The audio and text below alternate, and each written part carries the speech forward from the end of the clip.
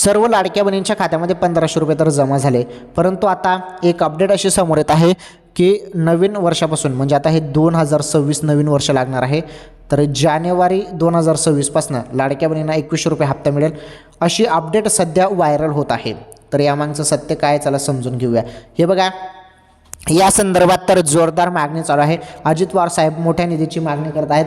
तसेच राज्याचे मुख्यमंत्री साहेब देवेंद्रजी फडणवीस साहेब यांना विचारण्यात आलं, तर त्यांनी देखील बोललेलं आहे की 5-7 दिवसामध्ये या संदर्भात निर्णय समजेल।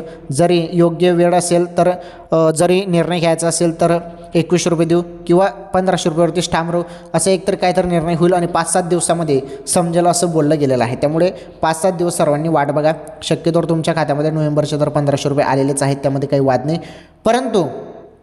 परंतु जरी 2026 जानेवारी या महिन्यापासून जर 2100 रुपये मिळाले तर खूप बरं होईल। त्यासाठी तुम्ही मागणी देखील करू शकता। चला सर्वांनी मागणी करा की 2100 रुपये द्या म्हणून।